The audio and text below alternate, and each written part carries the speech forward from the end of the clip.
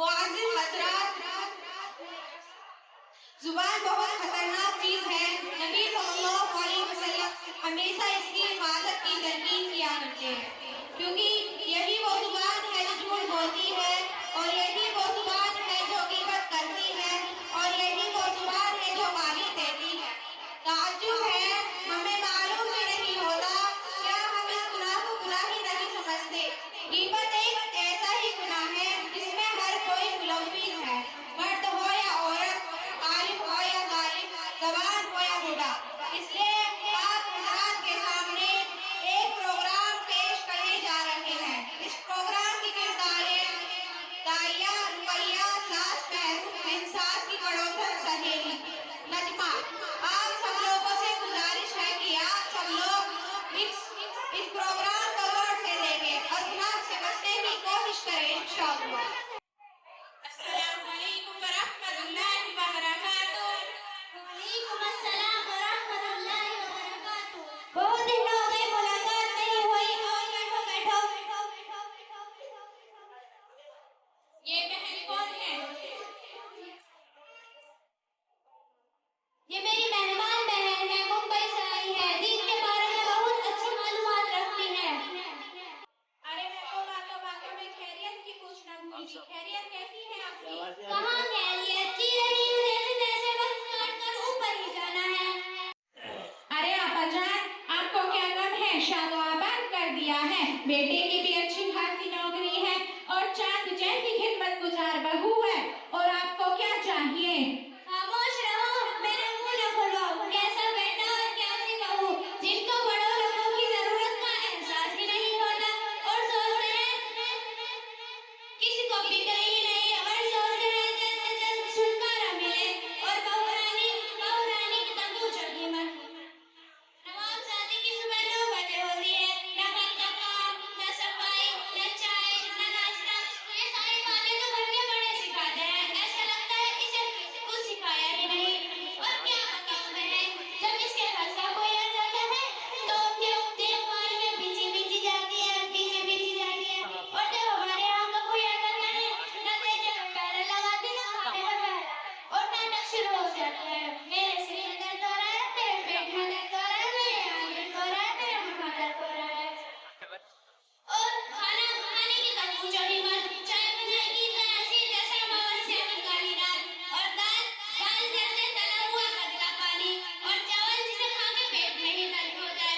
और हर 2 दिन बाद तो मायके की याद आती रहती है, और मायके जाके अपनी माँ के फाले से मर जाती है और आने का नाम ही नहीं लेती। अरे आपा जान, आपकी बहू इतने बड़े बड़े कांड करती है, आप कुछ बोलती क्यों नहीं?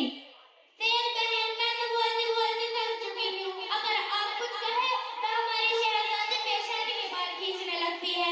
अरे मैं तो बातों में तुम्हें चाय पिलाना ही भूल गई। आ जाओ, सीधा उठ के बैठ के चाय पिए। ये थी सास और सास की बहू पड़ोसन सहेली, दिल खोल कर अपनी बहुओं की कीमत कर रही थी। अल्लाह माफ फरमाए, कितनी बुरी हालत है। चलिए अब देखते हैं बहू अपने सासों की तारीफ कैसे करते हैं। अस्सलामु अलैकुम रहमतुल्लाहि व बरकातुहू। वालेकुम अस्सलाम व रहमतुल्लाहि व बरकातुहू। कैसी हो बहन? ठीक भी हूँ, ठीक नहीं भी हूँ।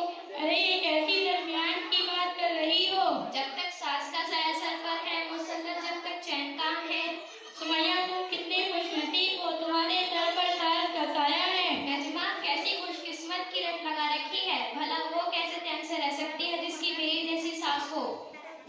एक बात पूछूं? हाँ पूछो। और आज की तारीख में सबसे खुशकिस्मत औरत कौन सी है, तुम्हें मालूम है? नहीं।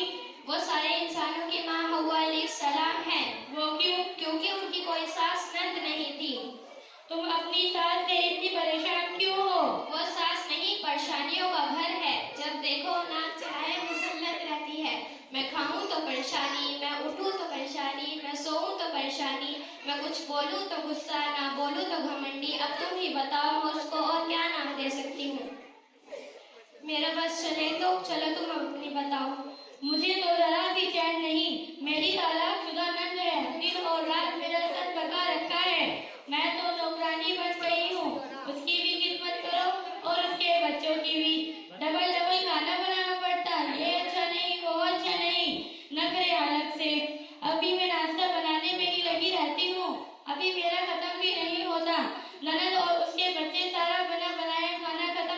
रहे होते। अगर मुझे खाना खाना हो तो फिर से बनाना पड़ता या बचा कुचा ही मेरे हिस्से में आता। तो मेरा छोड़ो, ये बताओ ये बहन कौन है? अरे रुकैया, अभी तक तुम इनके ही साथ बैठी हो। आइए सासू माँ बैठिए। माफ करना आंटी, हमने ध्यान ही नहीं दिया।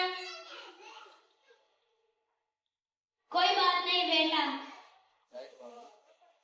सुबह से घर में हूँ, एक ही बात देख रही हूँ। हमारी जबान पर तो बहुत ज्यादा शिकवे शिकायत हो गए हैं। अल्लाह की हमें माफ फरमाए। हम औरतों की तो बहुत बुरी आदत हो गई है कि जहाँ दो चार जमा हुई, दूसरों की गिबत, दूसरों की चुगली, तज़किरात हमारी तबीयत का हिस्सा बन चुकी है। महज वक्त गुजारने के लिए हम दूसरों की गिबत करना शुरू कर देते हैं। इसके पीछे का नुकसान का जरा भी अंदाजा नहीं लगाते। सुबह से मेहरून आपा और उनकी पड़ोसन की बातों पर मैंने गौर किया और अब तुम्हारी बातों पर मैंने गौर किया। ये सारी गुफ्तगू गीबत है। गिबत क्यों होगी? जो कह रही हूँ हकीकत ही तो कह रही हूँ, कुछ गलत तो नहीं कहा ना? अरे मेरी बहनों, सुनो तो सही। अगर किसी के पीठ पीछे हम इसकी बुराई कर रहे हैं जो इसमें नहीं है, इसे बुहतान कहते हैं और दोनों सूरतों में ही बहुत बड़ा गुनाह है। गीबत के बारे में कुरान मजीद में यूं फरमाया, अऊज़ु बिल्लाहि मिनश शैतानिर रजीम, बिस्मिल्लाहिर रहमानिर रहीम, वला यग़्तब बअज़ुकुम बअज़न अयुहिब्बु अहदुकुम अन यअकुला लहमा अखी मैतन फकरिह्तुमूहु वत्तक़ुल्लाह। क्या तुम में से अपने मुर्दार भाई का गोश्त खाना पसंद करोगे? क्या तुम्हें इससे घिन नहीं आएगी? अल्लाह से डरो। रसूल सल्लल्लाहु अलैहि वसल्लम ने फरमाया कि लोगों को नाक या ज़बान के बल गिराया जाएगा। ये गुनाह देखने में तो मामूली नजर आता है, लेकिन इसमें लिज्जत बहुत है। अल्लाह न करे इसकी आदत अगर किसी को लग गई तो आखिरत बर्बाद होने में कोई शक नहीं। आखिरत क्यों बर्बाद होगी? क्योंकि अगर